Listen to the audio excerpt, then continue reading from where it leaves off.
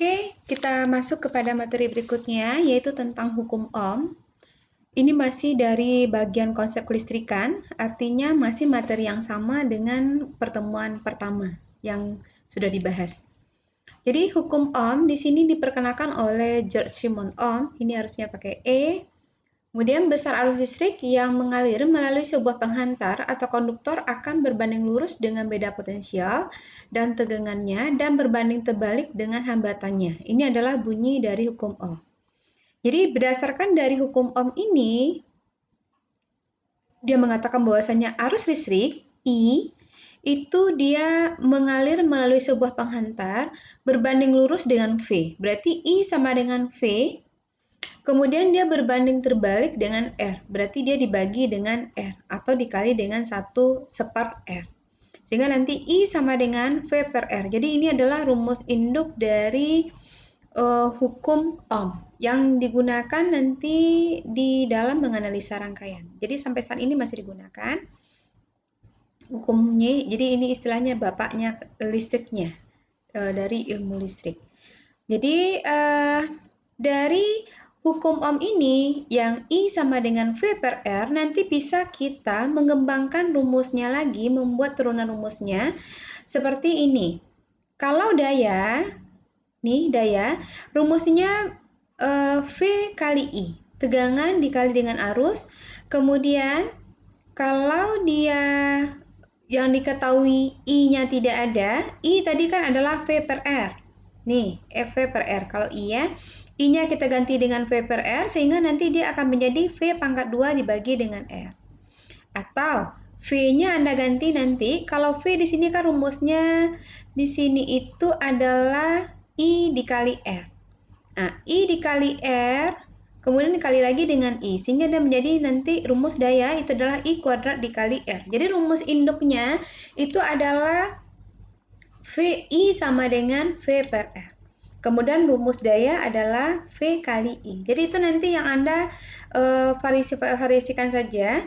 Itu kalau untuk mencari mencari daya dari sebuah beban, misalnya lampu kepala yang sudah kita contohkan pada pertemuan awal, itu kan dayanya 60 watt. Kemudian baterainya itu adalah 12 volt. Maka berapa I-nya yang kita butuhkan? Berarti I-nya yang kita butuhkan di sana adalah 5 ampere. Kemudian kalau seandainya kita ingin mencari tahanannya, berarti tahanan yang harus digunakan supaya aman dia untuk melewati kabelnya berapa? Dibagi saja. Berarti daya 60 tadi kan? Dayanya 60 dibagi dengan arusnya 5 ampere. Berarti sebanyak itulah nanti tegangannya berapa tadi itu, dayanya 60 dibagi dengan I-nya 25 berarti ya. 60 bagi 25. Berarti itulah tahanan nanti yang akan kita gunakan sebagai konduktornya supaya dia aman. Jadi ini rumus R-nya, tahanannya. Ini yang tahanannya. Kemudian kita masuk berikutnya. Ada yang kedua yang akan Anda gunakan dari awal sampai akhir nanti dalam menganalisa rangkaian di belajar kelistrikan. Itu ada namanya hukum Kirchhoff. Jadi kalau tadi adalah induknya adalah hukum Ohm, I sama dengan V per R atau V sama dengan I kali R. Kalau saya lebih familiar dengan V sama dengan I kali R ya. Jadi hukum Kirchhoff di sini ada hukum Kirchhoff 1 yang menyatakan bahwasanya jumlah kuat arus yang masuk dalam satu titik percabangan sama dengan jumlah kuat arus yang keluar dari titik percabangan. Jadi ini maksudnya. Jadi ini arus yang masuk, kemudian kalau misalnya ada titik cabangnya, ini istilahnya rangkaiannya paralel ya. Kalau cabang begini, berarti dia nanti akan sama. Jadi arus yang di sini ditambahkan dengan arus yang di sini, yang titik kedua, itu sama dengan arus masuk. Misalkan di sini arus masuknya itu adalah 10 ampere, kemudian ada 3 percabangan dengan beban yang berbeda-beda. Yang di sini diketahui adalah 3 ampere, di sini 2 ampere, maka yang satunya lagi berapa arusnya? Otomatis dia sudah menjadi 5 ampere karena arus masuknya di sini adalah 10 ampere. Jadi ini yang mengatakan bahwasanya berapa besarnya arus masuk itu akan sama dengan besarnya arus keluar. Jadi jangan pula nanti di dalam data pengukuran Anda arus masuknya cuma 25 ampere, kemudian yang keluarnya nanti justru menjadi 40 ampere. Itu tidak masuk di akal. Atau kalau seandainya arus masuknya 25 ampere, kemudian nanti keluarnya 24,5, tidak apa-apa. Karena nanti bisa jadi nanti itu adalah karena salah pembacaan atau misalnya alat ukur kita yang kurang terlalu sensitif atau kurang akurat. Tetapi kalau misalnya selisihnya terlalu jauh, itu berarti yang terjadi di sana adalah human error atau alatnya yang tidak bisa digunakan sebagai alat ukur yang valid. Kemudian bunyi yang kedua, jumlah acabat dari perubahan beda potensial yang dilalui dalam sebuah rangkaian tertutup itu adalah 0. Kalau saya juga menyebutnya di sini itu adalah tegangan masuk sama dengan tegangan keluar. Jadi intinya seperti ini. Ini tegangan masuk jumlah E, kemudian yang sigma V-nya ini itu adalah tegangan yang keluarnya. Jadi kalau kita bawakan ke sini, kita pindahkan yang ke sini nantinya, maka nanti dia akan menjadi 0. Ini karena kebetulan dia berbeda arah ya. Kalau dia sama arahnya, maka nanti dia itu harusnya dia jumlah arus masuk itu sama dengan jumlah arus keluar. Kemudian kalau dia berbeda arah, ya tergantung arahnya. Kalau misalnya ini adalah V1, kemudian ini ada ini R berapa? Ini R4, IR1 di sini. Kalau kita lihat di sini ya. Kemudian ini juga ada, karena ada dua sumber tegangan ya. Oh ya lupa. Ini karena ada sumber tegangan. Jadi ada tegangan yang satu itu adalah yang titik cabangnya itu berarti dia adalah kebalikannya. Jadi arah loopnya. Apakah pembahasan Anda sampai di sana? Saya rasa itu tidak perlu. Ini kalau untuk orang elektro baru bisa. Ini untuk Anda nggak usah ya. Jadi Anda cukup memahami bahwasanya hukum Ohm bunyinya adalah arus bahwasanya berbanding lurus dengan tegangan, kemudian berbanding balik dengan tahanan.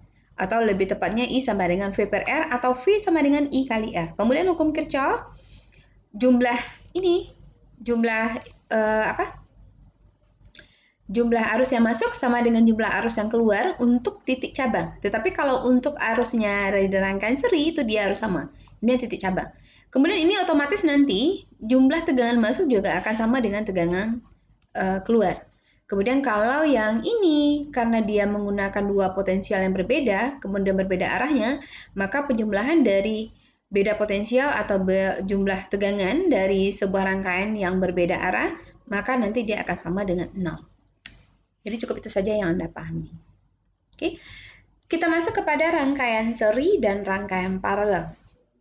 Rangkaian seri yang kemarin juga sudah pernah kita singgung, itu adalah pada saat cara mengukur arus. Bahwasanya mengukur arus itu adalah diserikan dia di dalam rangkaian. Jadi yang di seri ini masing-masing komponennya itu kita sambungkan dengan komponen berikutnya. Jadi misalnya R1, tahanan R1 ini punya dua terminal atau istilahnya dua kaki ya.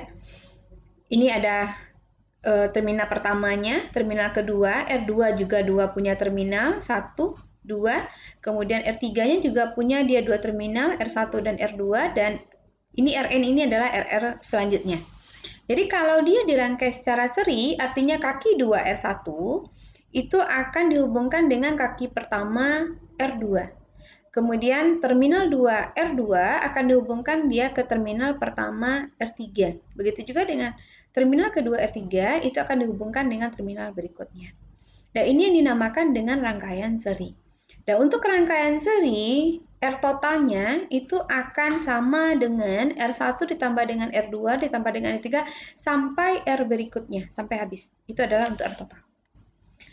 Kemudian, di dalam rangkaian seri, arus yang mengalir di dalam sebuah rangkaian itu dia adalah sama. Jadi karena di sini apa? Karena dia tidak ada titik cabangnya.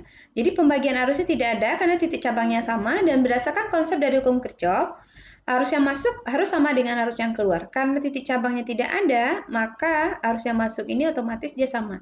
Jadi arus untuk di R1 atau IR1, kalau saya mengistilahkannya adalah IR1 walaupun di sini simbolnya I1 saja. Kemudian R2 atau I2 atau IR2 itu sama juga dengan nanti besar arusnya dengan I3 atau IR3. Ini untuk rangkaian seri. Kemudian untuk tegangannya bagaimana? Tegangannya kalau dia rangkaian seri, ini ada pembagian tegangannya. Sehingga nanti V sumber itu sama dengan jumlah tegangan dari masing-masing bebannya. Kalau misalnya tahanannya ini sama, 2 volt, tahanannya ini sama, berarti misalkan ini ada 2 kilo ohm, 2 kilo ohm, 2 kilo ohm, dan ini adalah 12 volt, maka masing-masing dari tegangannya di sini adalah 4 volt, 4 volt, dan 4 volt. Tetapi kalau dia berbeda, maka dia akan berbeda. Kita kembalikan lagi kepada rumus hukum ohm tadi. Bagaimana cara kita menentukan berapa tegangan dari masing-masing tahanan yang berbeda dan arus yang sama. Karena ini di rangkaian seri kan dia arusnya sama. Dan bagaimana caranya kita untuk menentukan arusnya yang mudah saja? Yang mudah saja, itu Anda cari dulu tahanan totalnya, kemudian tegangan sumbernya ini kan dapat. Berarti I sumbernya nanti adalah tegangan sumber dibagi dengan R total, atau RS istilahnya sini, R seri. Mau Anda simbolkan dengan RT juga boleh, nggak ada masalah ya. Berarti 12 dibagi dengan jumlah tahanan total semuanya. Nah, berarti itulah I-nya. Kalau I sumbernya sudah dapat di rangkaian seri, maka I1, I2, dan I3-nya otomatis nilainya sama dengan I sumber. Ini contohnya, untuk di dalam rumusnya, ini adalah V1, berarti kita ukur dari terminal 1 positif multi, kemudian terminal 2-nya negatif multi. Nah, V1 di sini adalah I dikali R1. I-nya berarti I V sumber dibagi dengan R total. Jadi ini nanti ada di sini tegangan listrik sumber dibagi dengan R total. R total di sini adalah R1 tambah R2 ditambah dengan R3. Kemudian rangkaian paralel. Rangkaian paralel ini disusun kaki 1 sama dengan kaki 1, kaki 2 sama dengan kaki 2, atau terminal 1 dihubungkan dengan terminal 1 semua komponen, kemudian terminal 2-nya kita hubungkan juga dengan terminal 2 semua komponen. Maka nanti akan menghasilkan rangkaiannya disebut dengan rangkaian paralel. Kalau yang tadi kan bersambung-sambung ya, jadi satu dengan komponen yang kedua, dua yang satunya lagi ke komponen yang berikutnya dan ketiganya. Kalau ini tidak, jadi terminal 1 dihubungkan dengan terminal 1, terminal 2 dengan terminal 2.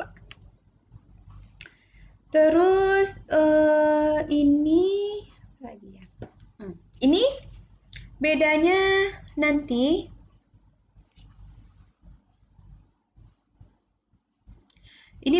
kalau dia rangkaian seri.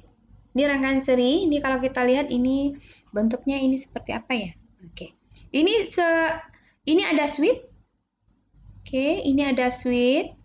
Kemudian di switch ininya itu kita lepas untuk rangkaian seri. Kalau switchnya ini kita lepas, ini kan adalah terminal positif baterai terhubung dia dengan terminal positifnya lampu. Negatifnya lampu terhubung ke terminal positifnya lampu yang kedua, dan terminal 2 lampu itu dia terhubung ke sakral. Cuman sekarang posisi sakralnya itu adalah dia open, terbuka. Kemudian yang terminal berikutnya sakral itu dihubungkan dia dengan negatif baterai. Dan kalau posisinya sakralnya dalam keadaan terbuka, maka di sini kedua lampunya ini nanti dia akan off atau dia tidak akan menyala. Sementara ini apa maksudnya ini ya? Sementara kalau yang untuk di rangkaian paralel ini, kalau seandainya ini yang kita lepas, ini kan terhubung ini yang terhubung, kemudian sakralnya kita taruh di atas, nanti pada saat sakralnya dilepas, yang tidak menyala hanya lampu yang di atasnya saja, sementara lampu yang di bawahnya menyala. Karena apa? Karena yang untuk terminal ke-1 terhubung dia dengan positif baterai. Terminal 2-nya lampu yang di bawah ini juga terhubung dia ke negatif baterai. Jadi dia nggak ada masalah. Jadi dia tetap dia akan menyala. Kecuali yang ini kalau kita lepas, maka nanti yang ini nanti dia yang lampu yang bagian atas itu dia tidak akan menyala. Tapi kalau terhubung sama dengan ini. Kalau terhubung seri, di rangkaian seri pun saklarnya, maka dia sama-sama akan menyala keduanya. Jadi itu bedanya ya penempatannya. Dan bagaimana kalau seandainya saklarnya kita pindahkan di antara lampu pertama dengan lampu kedua di rangkaian seri. Pada saat kita lepas, apakah ada lampu yang menyala? Ya otomatis dia tidak. Karena apa? Karena rangkaiannya betul-betul terbuka. Jadi tidak ada yang menyambung satu beban dari positif ke negatifnya. Sementara kalau di sini itu kan masih ada. Ini ada yang menyambung, ini yang tidak menyambung kalau seandainya kita lepas. Jadi itu perbedaan antara rangkaian seri dengan rangkaian paralel. Makanya kalau kita lihat di rangkaian seri harusnya sama.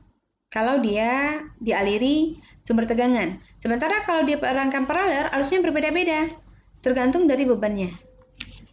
Masing-masing beban. Ya. Ini contoh dari rangkaian seri tadi. Ini adalah kabel-kabelnya yang akan kita sambungkan. Ini gambarnya mungkin karena orang Amerika jadi kebalik ya. Kalau saya biasanya positifnya itu sebelah kiri, kemudian negatifnya sebelah kanan.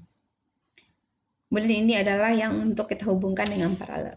Nanti bisa dicoba saja pada saat Anda praktikum. Misalkan satu ini dilepas, ini bagaimana. Kemudian kalau ini yang dilepas, satu, mana yang menyala, begitu. Oke. Kita lihat di tabel kesimpulan rangkaian seri dan paralel. Jadi kalau rangkaian seri, tahanan total pada rangkaian seri dijumlahkan di rumusnya, sementara kalau untuk paralel ini adalah 1 per R. Jadi kalau rangkaian paralel kan biasanya kita cari dulu 1 per RP-nya, kemudian nanti untuk menjadikan RP dia akan dibalik. Jadi kalau ini saya langsung buatnya saja, jadi 1 dibagi dalam kurung ini adalah 1 per R1, 1 per R2, 1 per R3 sampai dengan 1 per Rn-nya. Kemudian tegangan sumber merupakan penjumlahan dari tegangan masing-masing pada beban. Artinya di sini tegangan sumber itu akan sama dengan tegangan pada beban 1, V1 ditambah dengan V2 ditambah dengan V3 atau VR1, VR2 ditambah VR3. Sementara kalau untuk di rangkaian paralel, tegangan sumber itu sama dia dengan tegangan beban. Artinya tegangan bebannya akan sama dia dengan tegangan sumber. Jadi sebetulnya Anda tidak perlu mengukur. Kalau sudah tahu bahwasanya ini adalah tegangannya murni, tegangan rangkaiannya paralel, maka otomatis masing-masing tegangan bebannya itu akan sama dia dengan tegangan sumber. Berapa tegangan input yang Anda berikan kepada rangkaian. Sementara kalau untuk arusnya ini dibalik. Kalau paralel V-nya yang sama, tetapi kalau yang seri itu justru I-nya yang sama.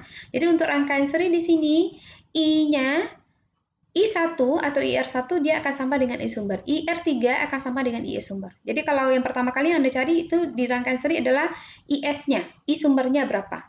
I sumber itu adalah tegangan sumber dibagi dengan R total atau tahanan total atau beban total. Kemudian sementara kalau yang untuk di paralel di sini itu kita jumlahkan dia masing-masing arusnya. Jadi dia kebalikan ya, kebalikan dengan di rangkaian seri. Oke, kita masuk ke di sini contoh 1 di sini. Contoh 1 di sini kita punya sebuah rangkaian dengan sumber tegangannya 12 volt, kemudian di sini ada R1, kemudian ada R2, ada R3. Kalau di sini kita tidak bisa memastikan bahwasannya ini tegangan dari VR3-nya ini sama dengan tegangan sumber. Karena apa? Karena masih ada di sini rangkaiannya seri. Artinya di sini adalah rangkaiannya bercampur. Jadi tidak betul-betul seri. Jadi tidak betul-betul juga dia paralel. Sehingga tidak bisa kita langsung berikan, oh ini tegangan R2, R3-nya ini sama dengan sumber. Tidak. Karena dia ada titik percabangannya di sini adalah di R1. Nah, di sini yang untuk menganalisisnya, kita bahas dulu yang bagian, jadi untuk menganalisa sebuah rangkaian itu, Anda bahasnya di bagian belakangnya dulu. Jadi sederhanakan rangkaiannya di bagian belakang. Jadi kita lihat di sini, R2 dengan R3 itu posisinya dia adalah paralel. Jadi kalau dia paralel berarti Anda harus mencari R paralelnya atau RP1 istilahnya di sini. Ini dia, disederhanakan rangkaiannya. R2 dengan R3, sehingga di sini R2 dengan R3 itu adalah paralel, RP1, ini rumusnya yang sudah kita bahas tadi. Kemudian kita masukkan huruf-hurufnya, atau nilai-nilainya ya. Nilai di sini kan ada ohm ya, di sini ohm, kalau ohm ya ohm, kalau kilo ohm, dia berbeda antara ohm dengan kilo ohm, dan ini yang sering terlupakan oleh mahasiswa. Kalau kilo ohm itu berarti dia sudah 1000 ya, 1000 ohm. Nah, jadi kalau ini kita masukkan di sini RP-nya, nanti ketemu RP-nya di sini rangkaian paralel satunya itu adalah 3 ohm. Sehingga nanti rangkaian sederhananya menjadi dia seperti ini karena R2 dengan R3 sudah kita paralelkan menjadi RP1. RP1-nya nilainya adalah 3 ohm. Kemudian di sini baru dia seri dengan R1 dengan RP1. Nah, pada saat dia sudah seri dengan RP1 dengan R1, Anda sudah bisa menentukan R sumber atau rangkaian totalnya, tahanan totalnya ini adalah R1 ditambah dengan RP1. Berarti ini adalah 4 ohm. Kemudian dari 4 ohm kita masukkan kepada hukum apa? Hukum ini bukan hukum Kirchhoff ya sebetulnya, ini adalah hukum Ohm harusnya ini. Hukum Ohm ya. Hukum Ohm yaitu tegangan sumber sama dengan I dikali R atau Vs sama dengan Is dikali RS sehingga IS-nya sini adalah Vs dibagi dengan RS. Jadi sini adalah 12 volt dibagi dengan 4 ohm sama dengan 3 ampere. Ini hukum Ohm ya, ganti aja nanti. Ini saya udah bingung entah di mana lagi bahannya ini, nggak ngerti lagi. Nah, kemudian yang untuk kembali ke rangkaian langkah 2, itu V sumber itu sama dengan VR1 ditambah dengan VR2. Ini ke gambar 2 ya. Gambar 2 yang ini maksudnya. Jadi V sumber ini berdasarkan hukum Kirchhoff. Berarti VR1 ditambah dengan PRP1. PRP1. Nah, VR1 sama dengan IR1 kali R1. IR1 kita sudah ketahui bahwasanya dia akan sama dia dengan IS. IS untuk rangkaian yang di gambar 2 ya. Penyeranan yang pertama kali tadi. Sehingga nanti IS-nya di sini adalah IR1-nya adalah 3 ampere. Kemudian kalau seandainya sudah ketemu 3 ampere di sini, kemudian VR1-nya juga otomatis sudah ketemu 3 volt. Nah, sekarang kita lihat, VRP1 itu kan tadi adalah penyempurnaan dari VR2 dengan VR3. Maka otomatis nanti PRP1 ini akan sama dengan VR2 sama dengan VR3. Nah, yang mau kita cari di sini adalah PRP1-nya. PRP1 berarti adalah IRP1 dikali dengan RP. IRP1 dia sama dengan IS, adalah 3 ampere. Karena tadi dia di gambar yang penyeranan yang pertama atau langkah yang kedua, tadi kan adalah tegangan sumber, kemudian menjadi R1, kemudian menjadi RP. Maka IRP paralel, R paralelnya itu dia sama dengan IS, sama dengan IR1, sehingga menjadi dia 3 ampere. Kalau ini sudah ketemu 3 ampere, otomatis PRP-nya kita sudah ketemu. Karena I dikali dia dengan RP. Jadi 3 ampere, RP-nya tadi berapa hasilnya di langkah yang pertama tadi. Masukkan, sehingga nanti ini hasilnya adalah 3 ohm, jadi dia 9 volt. Jadi PR2, PR3 itu sudah ketemu 9 volt. I1 kita juga sudah ketemu 3 ampere. VR1 kita ketemu juga 3 volt. Sekarang yang mau kita tentukan ini adalah IR2 dan IR3. Nah, untuk menentukan IR2 dengan IR3, Anda masukkan saja rumusnya. Karena VR2 sama dengan VR3 sama dengan PRP, maka dia akan sama dengan 9 volt. Sehingga IR2 itu adalah berdasarkan hukum Ohm, VR2 dibagi dengan R2, berarti 9 volt dibagi 4 ohm, maka menjadi 9,4 ampere. Sementara kalau dia IR3, VR3 dibagi R3, 9 volt dibagi dengan 12 ohm, maka dia menjadi 9/12 ampere. Jadi sampai di sini aja Anda cari sudah cukup. Jadi nggak perlu juga Anda cari bulat-bulat angkanya, nggak usah. Jadi cukup dalam bentuk pecahan saja untuk tugas Anda nantinya. Nah, itu cara mencari masing-masing nilainya. Ini contoh yang kedua. Sama ya kayaknya. Dengan cuman nilainya saja yang berbeda kayaknya. Ini kayaknya sama deh. Oh, ini 2 kali kayaknya. Ini sepertinya 2 kali pembahasan terini kan. Ini saya rasa sama ya. Saya rasa sama aja. Kemudian ini ada latihan 1 lagi. Latihan 1 di sini. Jadi langkah pertama nanti R4 dengan R5-nya Anda serikan dulu. Kemudian setelah diserikan nanti langkah keduanya ini dapat R3-nya. Paralelkan. Kalau sudah seperti itu langsung dianalisis dia dengan menggunakan rangkaian seri. Nanti analisis kembali dianya. Nah, jadi yang akan Anda kerjakan nanti di rumah itu adalah latihan 1 yang ini. Latihan 1 yang gambar ini. Dan ini nilai-nilainya. Ini kilo ohm. Kalau kilo ohm nanti berarti kan dia 1/1000. Nggak perlu juga Anda ubah dia ke 1000, tidak usah. Nanti di ordenya saja K itu kebalikannya adalah mili. Jadi kalau K itu adalah 10⁻3, mili adalah 10⁻⁻3. Kemudian nanti Anda analisis arusnya berapa, ini semuanya dicari seperti yang tadi. Ini konsepnya sama ya. Jadi disederhanakan dari bagian ujung dulu. Kemudian yang berikutnya, kalau ini cukup Anda mencari, tentukan berapa tahanan total dan tegangan masing-masingnya. Jadi kalau seperti ini, berarti ini adalah diserikan dulu, kemudian nanti diparalelkan, terus nanti diserikan, kemudian setelah diserikan nanti ini diserikan dulu, kemudian nanti paralelkan lagi. Nah, kalau sudah diparalelkan kayaknya ini sudah bisa langsung dijumlahkan. Jadi itu tugas Anda di latihan 1 dan latihan 2. Ini selain dari itu Anda juga membuat resume. Resume ini terkait dari materi yang pertemuan 1 ya. Karena kalau pertemuan 1 kemarin Anda hanya disuruh mencari tabel dari simbol-simbol saja. Kemudian Anda bahas semua di catatan, kerjakan latihan di buku catatan juga. Kemudian untuk format penulisan resume maupun tugas Anda baca di ketentuan tugas yang sudah saya share di informasi umum di e-learning. Oke, saya rasa hanya itu saja yang untuk pertemuan kita yang kedua. Jadi, kalau seandainya ada masalah atau misalkan Anda ragu sebelum tugas Anda diupload, apakah betul atau tidak, Anda boleh share di Telegram. Jadi, boleh share di Telegram, apakah seperti itu langkahnya. Kemudian saya akan berikan komentar terhadap tugas Anda. Sehingga nanti kita bisa semuanya paham, dan Anda bisa mendapatkan nilai yang maksimal nantinya. Jadi tidak harus nunggu di e-learning tugas yang salah yang Anda upload.